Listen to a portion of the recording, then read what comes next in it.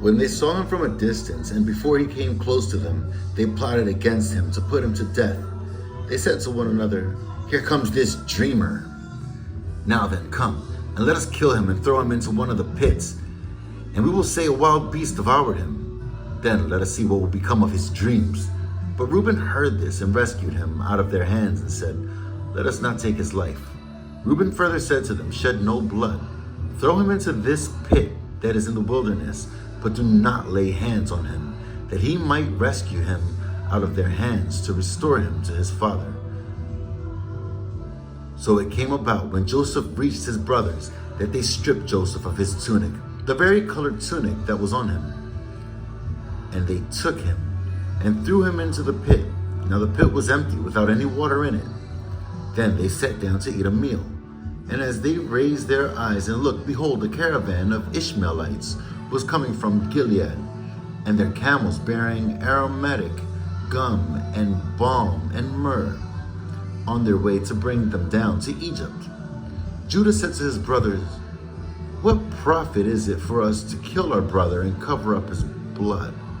Come, and let us sell him to the Ishmaelites, and not lay our hands on him, for he is our brother, our own flesh."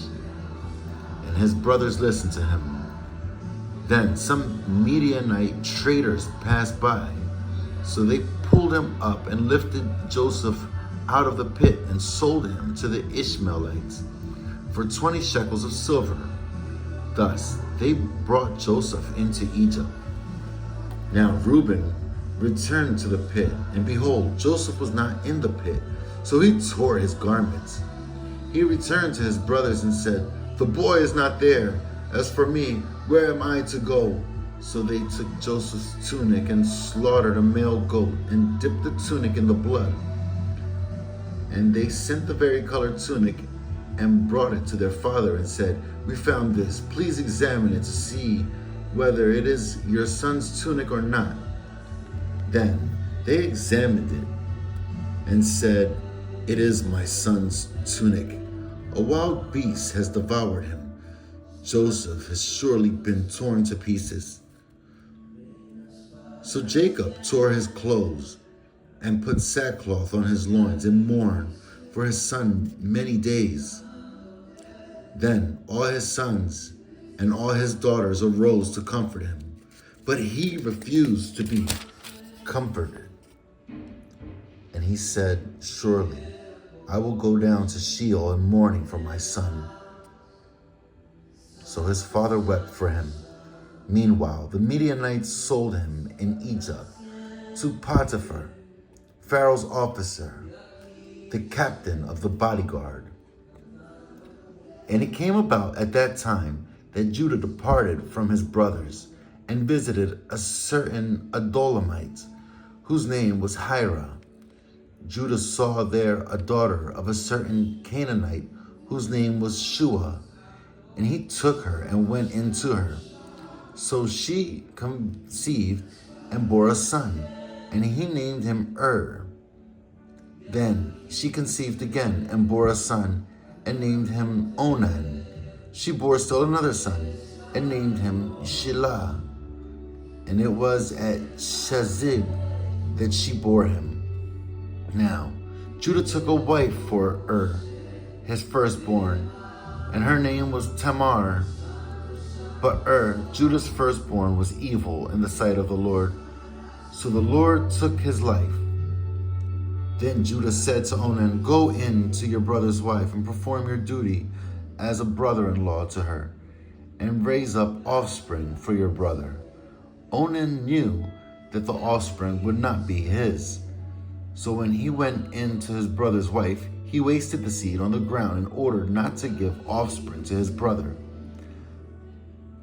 But what he did was displeasing in the sight of the Lord, so he took his life also.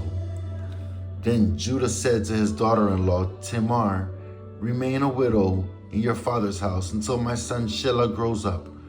For he thought, "I am afraid that he too may die like his brothers." So Tamar went and lived in her father's house. Now, after a considerable time, Shua's daughter, the wife of Judah, died.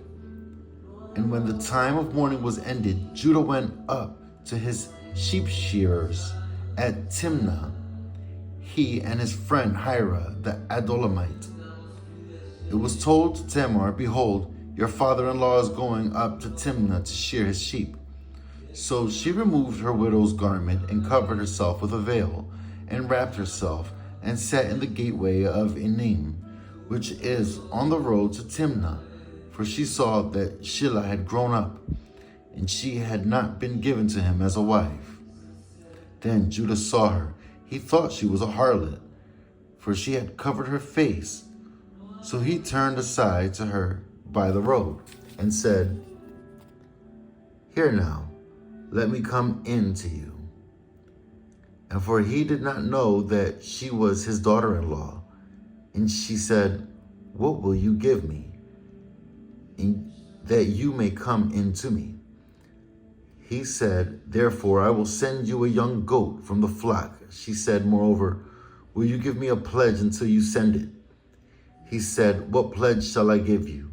And she said, "Your seal and your cord and your staff that is in your hand." So he gave them to her and went in to her, and she conceived by him. Then she arose and departed, and removed her veil, and put on her widow's garments. When Judah sent a young goat by his friend Adullamite to receive the pledge from the woman's hand, he did not find her. He asked the men of her place, saying, "Where is the temple prostitute who was by the road at Enaim?" But they said, "There has been no temple prostitute here." So he returned to Judah and said, "I did not find her." And furthermore, the men of the place said, "There has been no temple prostitute here." Then Judah said, "Let her keep them. Otherwise, he will become a laughingstock. After all, I sent this young goat, but you did not find her." Now it was about 3 months later that Judah was informed, "Your daughter-in-law Tamar has played the harlot, and behold, she is also with child by harlotry." Then Judah said, "Bring her out and let her be burned." It was while she was being brought out that she sent to her father-in-law, saying, "I am with child by the man to whom these things belong." And she said, "Please examine and see whose signet ring and cords and staff are these." Judah recognized them and said, "She is more righteous than I, inasmuch as I did not give her to my son Shelah, and he did not have relations with her again." It came about at the time she was giving birth that, behold, there were twins in her womb. Moreover, it took place while she was giving birth, one put out a hand, and the midwife took and tied a scarlet thread on his hand, saying, "This one came out first." But it came about as he drew back his hand that, behold, his brother came out. Then she said, "What a breach you have made for yourself." So he was named Perez. Afterward, his brother came out, who had the scarlet thread on his hand, and he was named Zerah.